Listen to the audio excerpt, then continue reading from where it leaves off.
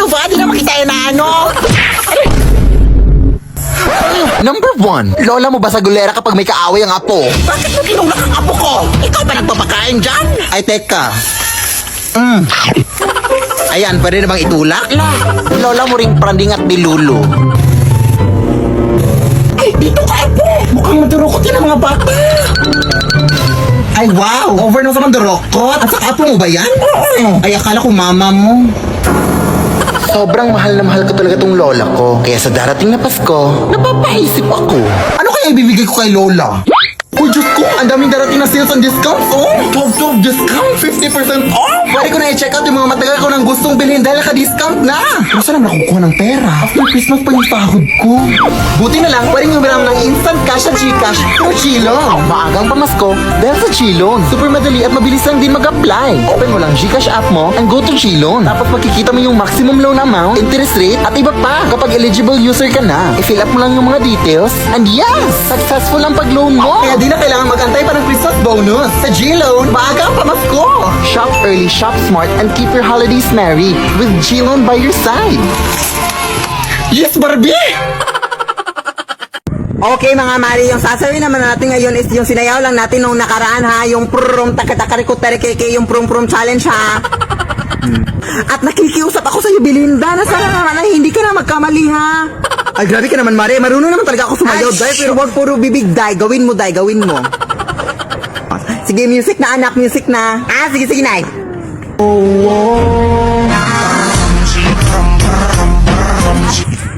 Buti naman, Tita Belinda, at nagawa mo na at hindi ka na nagkamali. Yay!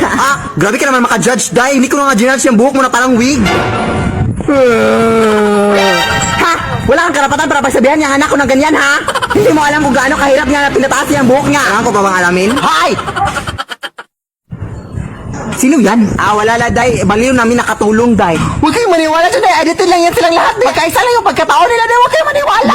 Umuwi ka nga. Balik tayo. Wala kang karapatan, ha? Para pagsabihan siya. Ha? May karapatan ako. Wala kang karapatan. May karapatan ako para kumain. Anong connect dun? Alam mo, inis na ako kasi.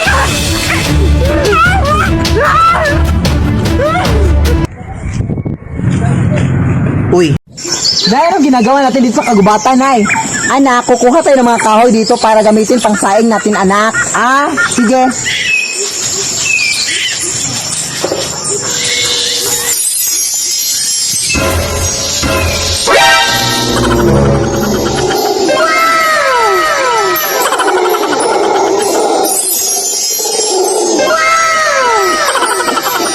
Anong ginagawa niyo dito? Hoy, sumagot kayo. Anong ginagawa niyo rito? Uy! Ang ganda-ganda mo, te! Oh my gosh! Anong gamit ko sa mukha mo, te? Oh my gosh! Ay, gusto niyo bang malaman ang sekreto ko kung bakit ako nagkakaganito? Well, ako si Prince Perry at ipapakita ko sa inyo itong produkto from Prestige International, which is Kojic Milk Papaya Pure Foam Wash. And this is how to use it. Step 1. Wash your face with cold water. You know. Step 2. Pump sufficient amount of Kojic Pure Foam Wash in your face. Step 3. Gently rub it for 1 to 2 minutes, then rinse. And step 4. Use a clean, soft towel to pat your face dry. Ibibigay ko na lang din to sa inyo, oh. Thank you! Bye-bye!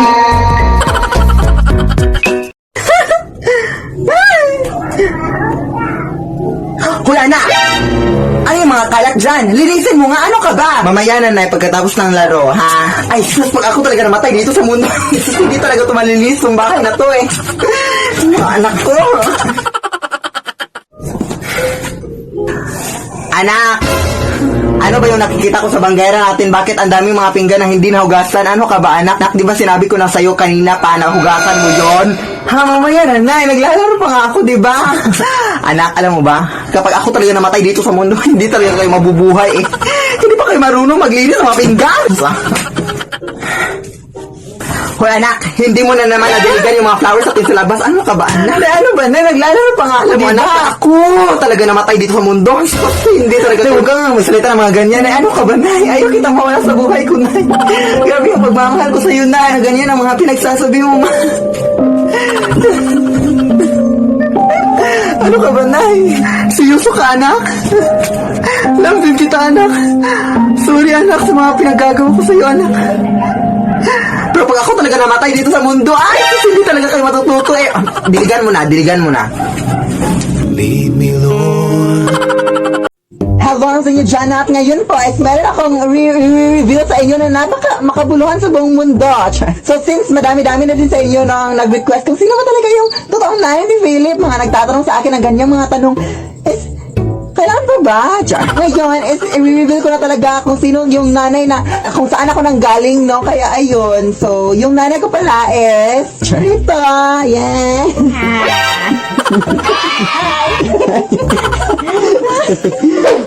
Sige, nay. Sige, anak. Sige, nay. Sige, anak.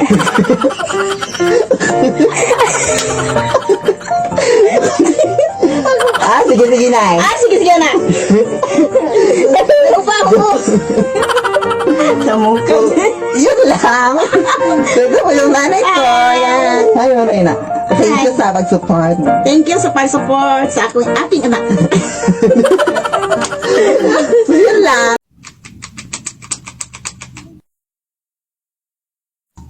Nay, may nakapasok na butterfly dito sa kwarto, Nay. Hello, wow! Oo nga, anak! Alam mo ba, anak, nalala mo yung paru-paro na yan, anak? Kaya huwag mong gagawin, anak, ha? Huwag mong papatayin. Ay, naku, naniniwala ka sa mga ganyang bagay, na ano ka ba, Nay? Napaka-imposible na mangyari yun, Nay. Butterfly lang yan, ano ka ba? Basta, anak, lola mo talaga yan, anak, kaya huwag mong papatayin, anak, ha? O, punta lang muna ako sa kusina, anak, para maghugas.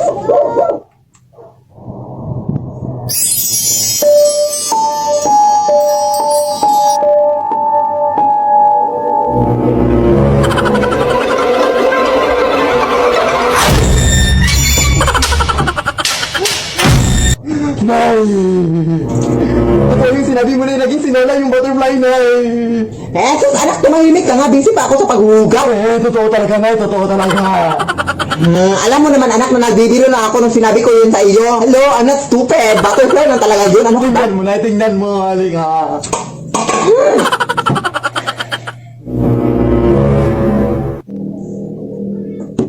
Oh, anak, ipakita mo yung lola mo, anak. Sige na, ipakita mo, anak. Alam mo namang nabibiro lang ako, ha?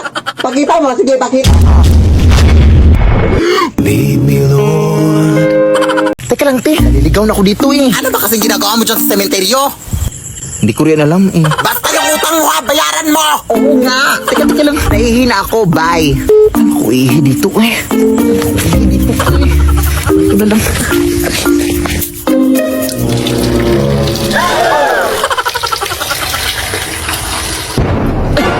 May puntod pala dito.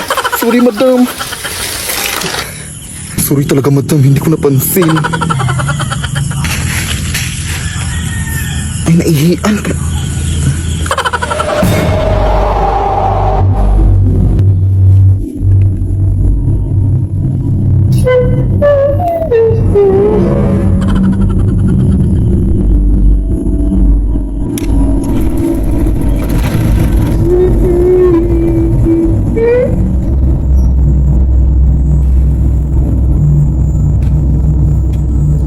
Bakit nakabukas to? Sino yan? Ate? Ka? Lead me, Lord. Anak, wag na wag kang magsisinungaling anak, hari na makasalanan yan sa ating Panginoon. Sige, nay.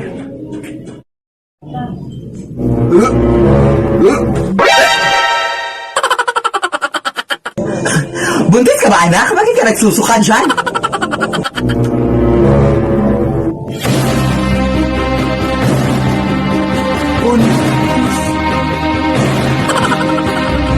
Paano ka naman mabubuntis, anak, na wala ka namang jowa? So may jowa ka? Sos, di ba anak, sinabi mo sa akin na nagkawala na kayo ng jowa mo ko last month? Sus, anak, di ba sinabi mo rin sa akin na baog yung jowa mo kaya hindi na kayo magkakaanak? Kaya sus, okay lang yun anak. Basta ang importante anak, isa lang yung jowa mo at loyal ka sa kanya at happy-happy yung family niyo. Chay. Ilan ba yung jowa mo anak?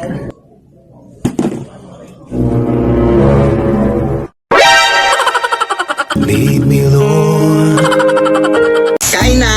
Anak, alam mo bang may espiritong babae na daw na naglilibot dito sa ating barangay? Ha? Ang pangalan niya ay Banshee. Siya ay kilala sa kanyang malakas na iyak. At kapag narinig mo daw ang kanyang iyak, pinabalaan ka daw niya na may mamamatay sa iyong pamilya. Pwede mo ka naman kwento ng mga ganyan? Ay, sarap pa talaga ng pagkain. O ayan, kaya rin na magkwento. Pero baka gawa-gawa lang yan ng mga tao dito. Wala naman siguro makakahula ng kamatayan ng isang tao. Ay, pakiclose pala ng gate na nakalimutan kong isara.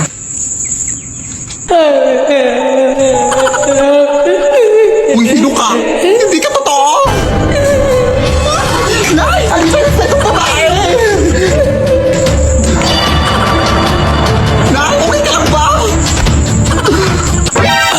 Diyos ko! Nabulunan ako sa binili mong manok, oy! Ay, akala ko mamatay ka na. Bakit may buto to? Di ba sabi ko sa'yo na boneless chicken yung bilhin mo? Sorry. At saka sino ba yung iyak na iyak sa labas?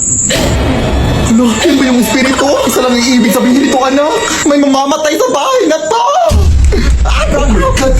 May matay nga, yung ilaw natin. Ayan, binabalaan ko kayo na may mamamatay dito sa inyo. Yung ilaw nyo, kasi hindi pa kayo nagbabayad ng kuryente. Nagamiraan ko ako, hindi ako espiritu. Ay, oo nga pala. Wala pa kasi akong pambayad ng kuryente, mami. Nagka-emergency gastos pa kami sa aming lababo na naglili. Ay, naku, mag-G-credit ka na lang sa Gcash. Huh? Yes, gamit ang G-credit. Kayang mabayaran ng kuryente kahit kinulang. Easy bayaran ng interest dahil mababa lang din ang tubo. At 0.17% interest daily. Kapag mas maaga magbayad, mas maliit ang interest. Kada 1,000 pesos na hiramin, 1.7 pesos lang ang interest araw-araw. Easy magbayad. Dahil kapag hindi agad-agaran ang bayad, kahit 10% minimum amount due muna ang bayaran, okay lang. Sobrang dali lang. Open mo lang ang Gcash app, punta ka sa bills, pili ka sa mga partner merchants, tap pay with G-Credit. Tapos, nakapagbayad ka na ng bills gamit ang G-Credit. Kaya di na ipit kapag ipit tuwing petsa di peligro. With G-Credit, kaya today. O, ayan na nakapagbayad na ako. Salamat, ma'am. O, siya. Pero hindi lang pala kuryente yung namatay. Pati pala yung kukong sa paa. Pa-pedicure mo na yan, sis. Anak! Ito na yung bagong una na pinapabili mo. Ay, akala ko ba bago na? Bakit amoy luma? Ay, nabili ko pala yan dun sa may nagtitindang matandaan na. Sabi niya, unan daw yan ang yumaon niyang asawa. Bakit ba dun ka bumili? Kaya pala amoy gurang. Okay lang yan, uy. Ano pa bang magagawa natin yan lang? Afford ko. At nadapuan mo lang yan naman ang mga balakubak mo. Kaya huwag ka na maarte dyan. Ay! Makatulog na nga lang.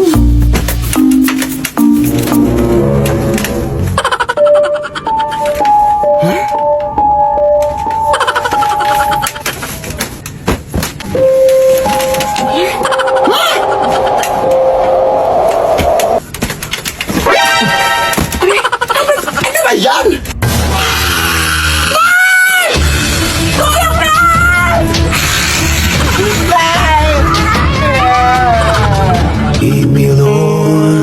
Ano ba yung ingay dito? Alam! Lead me by the hand.